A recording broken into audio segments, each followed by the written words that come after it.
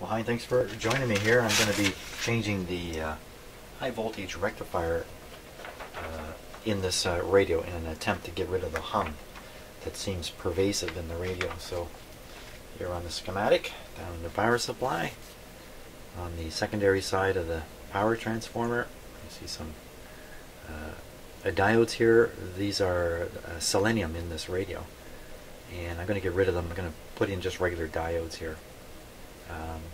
Only problem with doing that is it boosts the B plus significantly, maybe 10% or 15% or so. But I don't think we need to worry about that. What I really need to worry about is how am I even going to get at it? Look at it. Can you see it? No, I can't even see it. The part I'm after is buried under there. It's this black piece you can kind of see here, which is, let's switch to the close-up camera here. Take a look.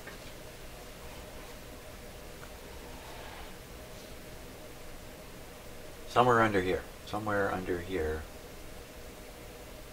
Well, that's a tube under there.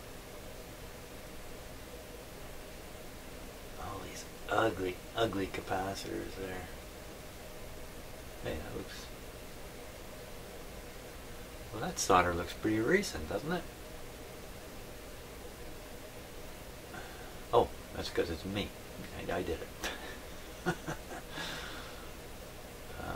Okay, so that squiggly black wire, I think, is heading down.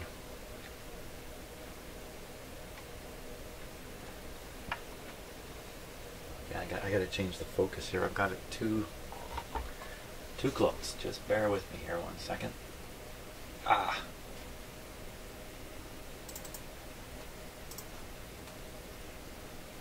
Hang on. Let's try it like that. Okay, so looking down under that 1000 picofarad there. I don't know if that's it. I don't think that's it.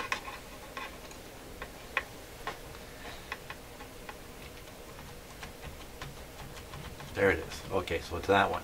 It's that hole there. Well, the wire's coming out of it. Oh my gosh.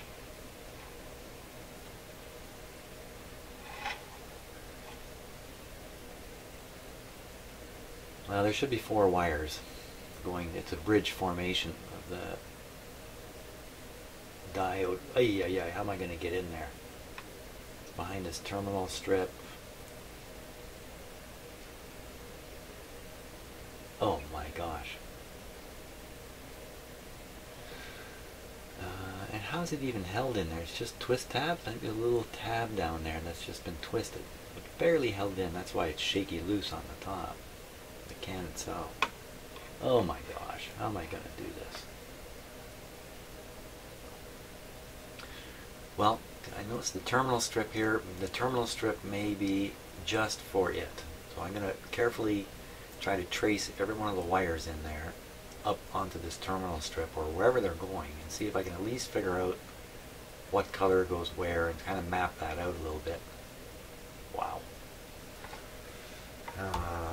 Good luck to me. Okay, so figuring out the wiring on this selenium rectifier took a long time. In fact, a whole day's gone by. Now, I didn't spend the whole day figuring this out, but a good hour anyway getting this sorted out. So just on the schematic, let me just show you this very quickly. This is the area I'm fiddling around with here. The power transformer.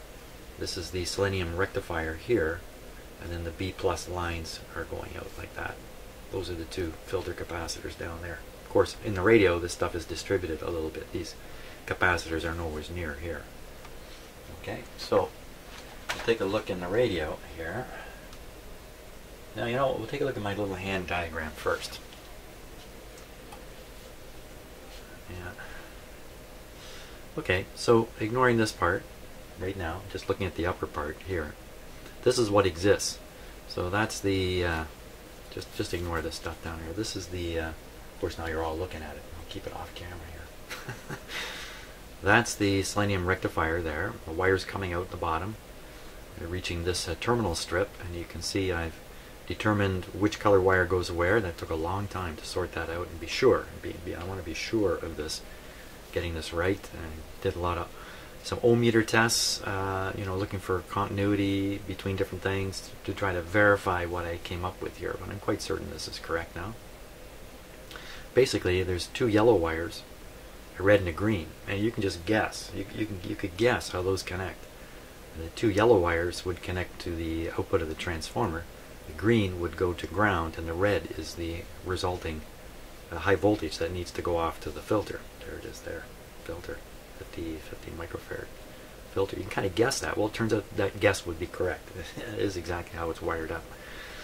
So, my plan is to cut these wires away and just cut them off and get rid of them. I'll leave this in the radio, and then using the terminal strip, I plan to install these diodes. These will probably be 007 diodes I'll put in here. I'm not sure yet. You can kind of see how I've figured out how they go in the terminals. Actually, it's going to be quite easy. I've done a few of these radios where there's no terminal strip available, and building a bridge and fitting it in there, it's a little hairy. This should be nice and solid when it's done.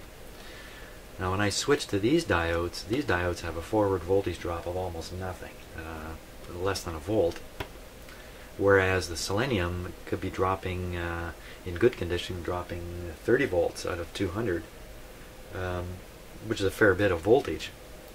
So if I run on these, the radio is going to run with a higher B+. How much higher, I don't know. What do you do about that? Typically you stick a dropping resistor in the B+ line. So when you draw B+ current, it goes through the dropping resistor, and on the other side of the dropping resistor you've got lower B+, back to where it should be. And how do you size it? There's a number of ways of calculating it, but by far the best way is take a guess, take a reasonable guess, take a little bit of a high guess, stick it in and see what happens if you're really concerned about it. In some radios I've just gone ahead and changed these. I let the higher B+ persist. I'm not sure how critical it really is. But a lot of people take a lot of steps to resolve that by sticking in these dropping resistors. Now there's another factor I never even knew about, never heard of this.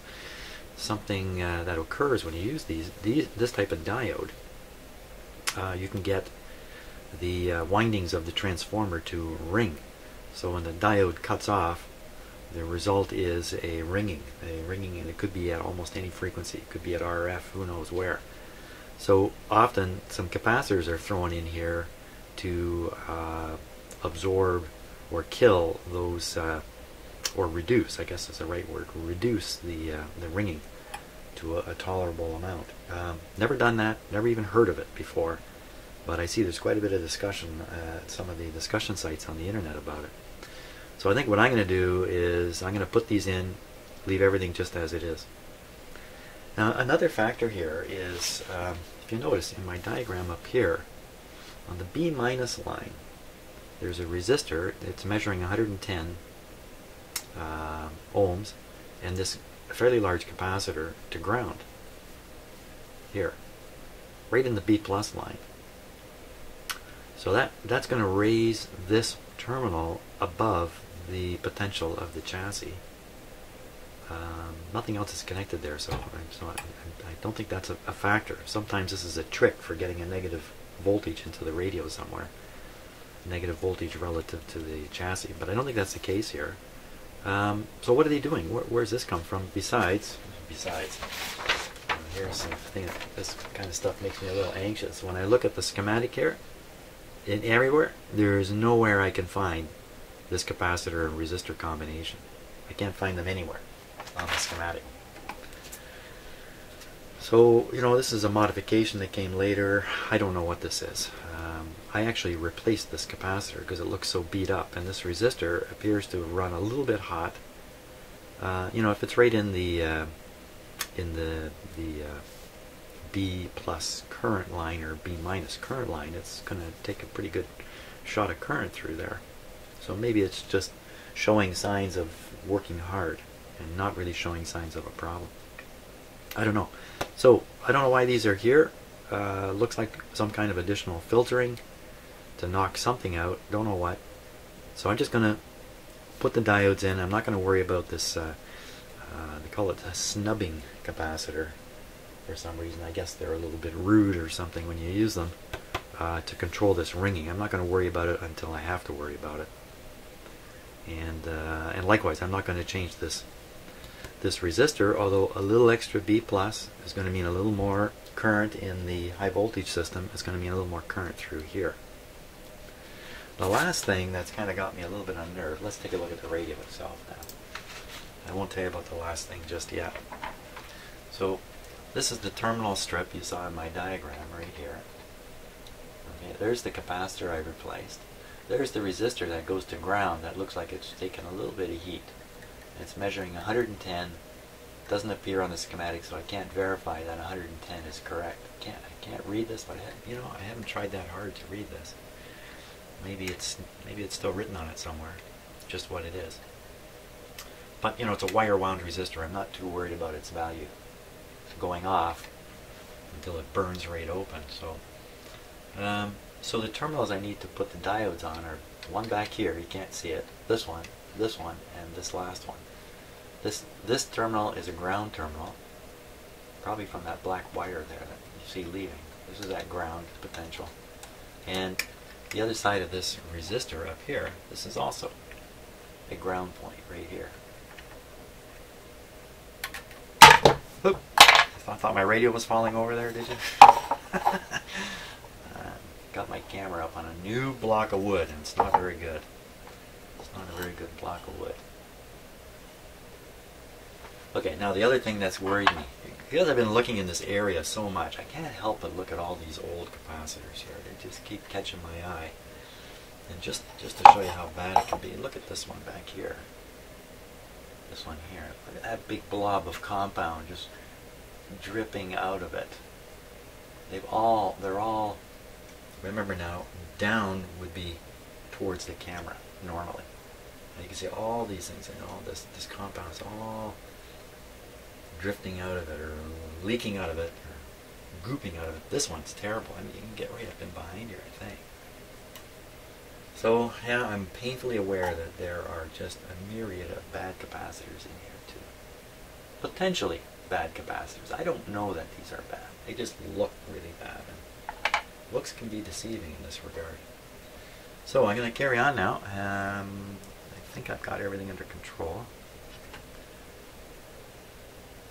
Yes, everything is under control. Wow, and this is going to be really difficult because of the space restrictions in there, but I don't know what else to do. I can't snap my fingers and make space appear. Now let's see if I can get a little better, a little stabler camera shot here.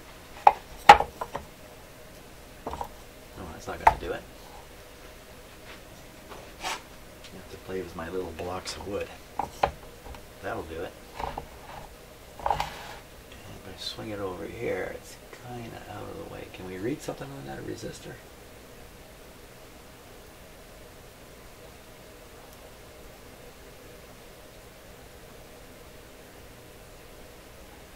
Right in the front of it. Is there any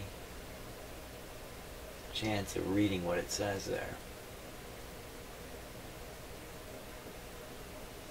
Looks like 5% right at the end.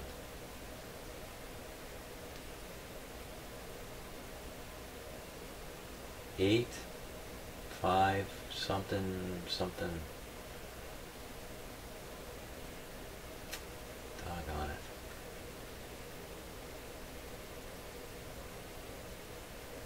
Well, what could that say?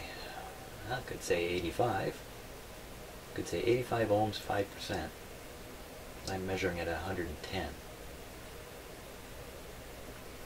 You know, that could very well be what it says right there. 85 ohms.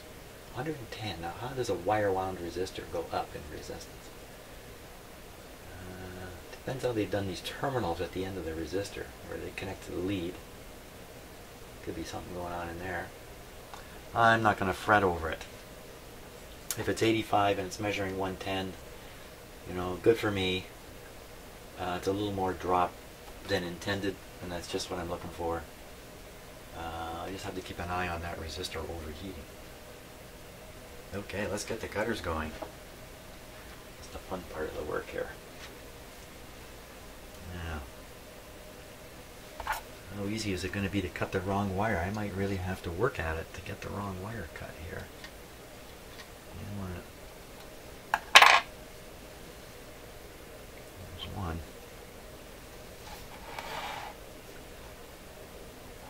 Going after that green one there.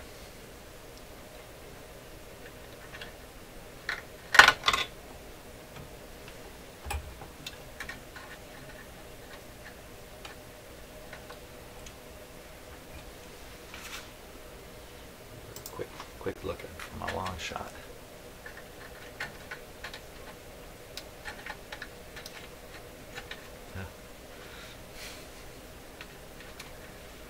Cut the wrong, well, there aren't really too many wires back here to cut, but if I cut the wrong one, it's going to be a disaster trying to reconnect it.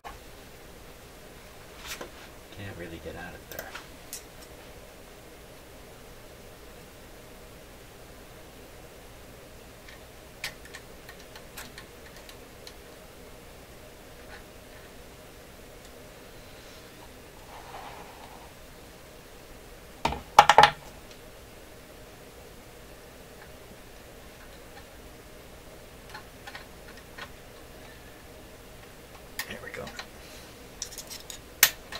That's one. I think we have to worry about the ends of these. I don't think so. No. See, I can't get my cutter in here anywhere. Let's pull this right out. This green one. Pull the green one right out. Okay, now the yellow one. One of the yellow ones.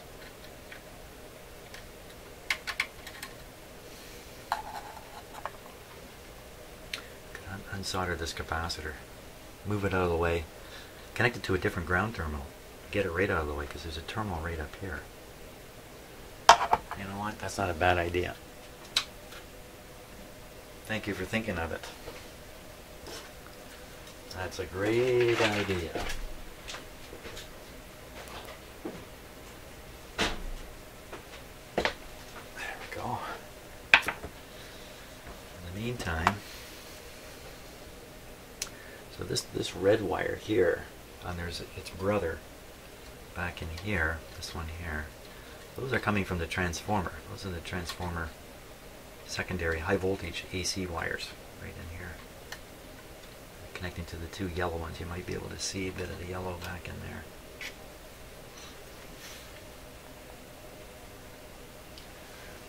Okay.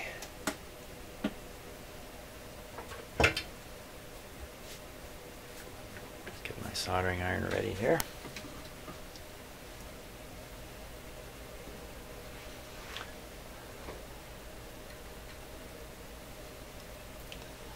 I didn't solder this particularly well in the first place, so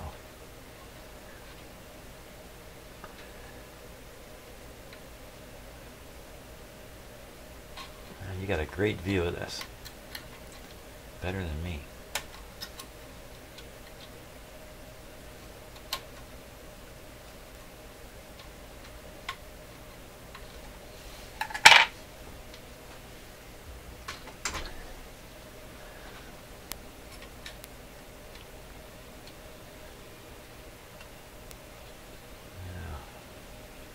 Can you hear the chainsaws going in my backyard? There's a power company crew out in my backyard trimming the trees from the high voltage primary line. I have a backyard feed system here, which is not particularly liked by power companies. So the telephone system, the cable system, and the power system are all on a line of poles going through the backyards here.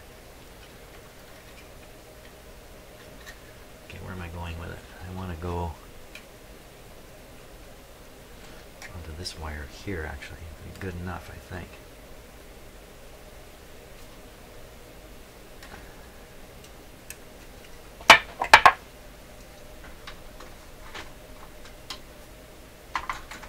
in a typical power company, the biggest item on the maintenance budget is tree trimming.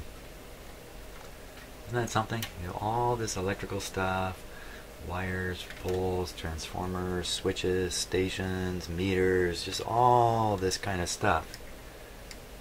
And the maintenance issue is trimming trees. Nothing to do with all that stuff the engineers work on. Yeah, tree trimming. It's a lot. A lot of money. All over North America because, well, not everybody's got lots of trees, but certainly some parts of North America, United States and Canada are, you know, like here, basically forested.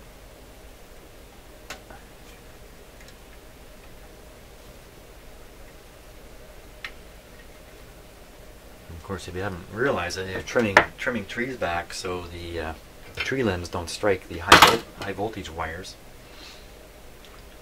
High voltage wire. Just looking for my solder here. There it is.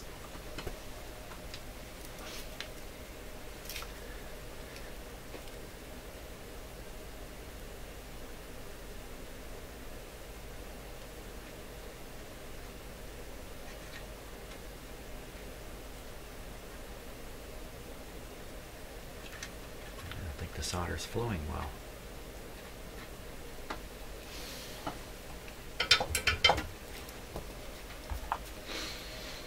I know why too. It looks like it actually grabbed on there, or did it? Oh, for crying out loud. Yeah.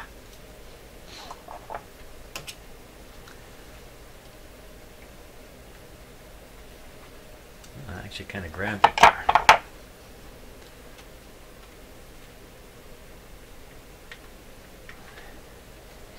It's a little awkward to do. Trying to scrape the surface of the resistor lead here. This is going to warm up, so I don't know if I'm going to get anywhere doing that.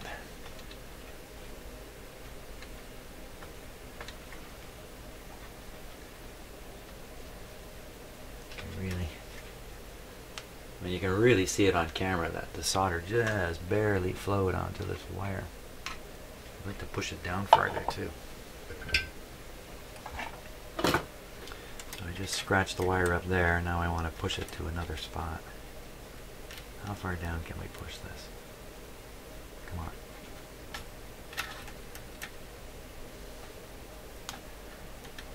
I'm out of nowhere. It is what it is. That's a little bit better.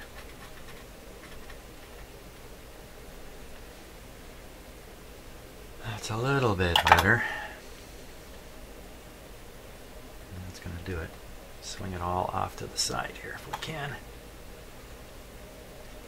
Get it out of the way.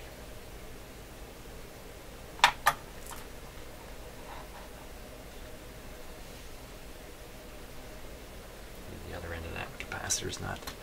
It's soldered in there, but it just doesn't look very neat. Okay. Now, diodes. Okay.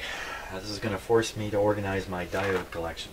I've been waiting for this moment for a while, so I'm going to get out my diodes and check them out. How come that capacitor's got a big dent in it? Is that for me grabbing it with a pair of pliers? Oh, I was cutting wires away. Let's finish that operation. Let's finish the operation here. So here's another yellow one. Yeah, I should have moved that capacitor earlier because I can see a lot better now. There we are. Would have saved me some time had I reasoned that out.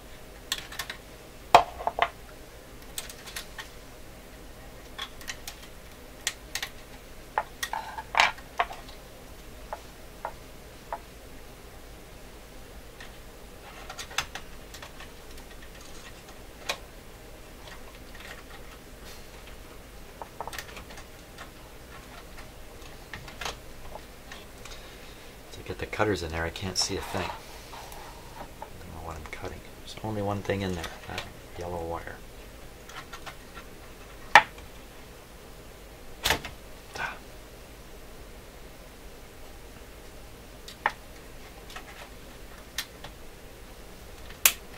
There. Let's get rid of the excess wire here. Okay, next yellow.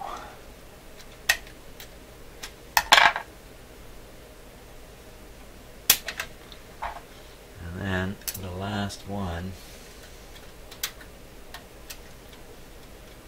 is this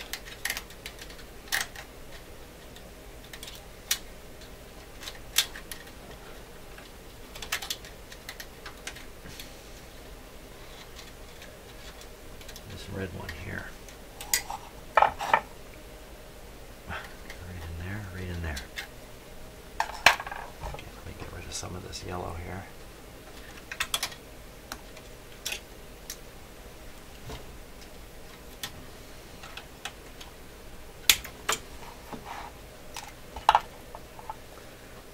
After now, wait a minute. What am I cutting off? I'm cutting off the red wire which comes from down in here.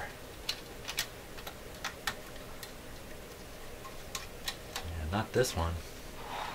Not this one. This one. This one over here.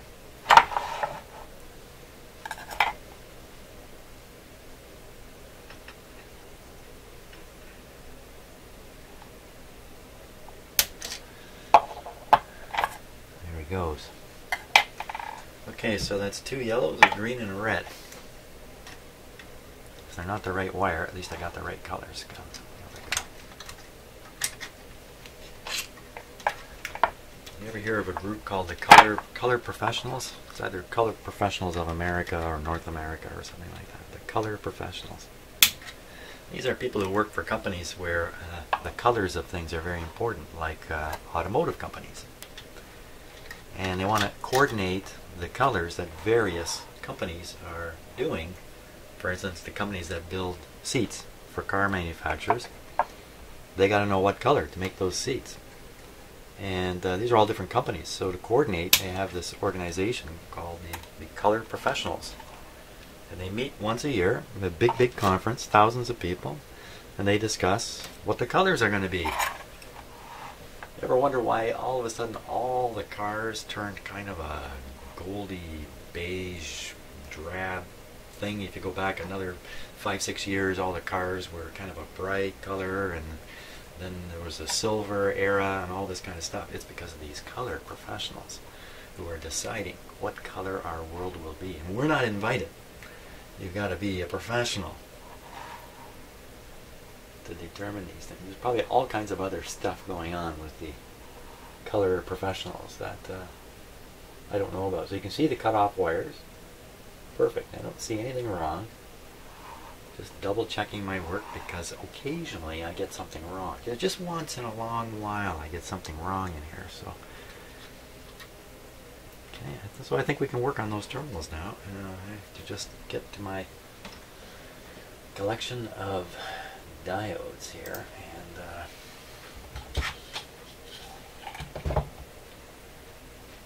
go through it and find some good ones.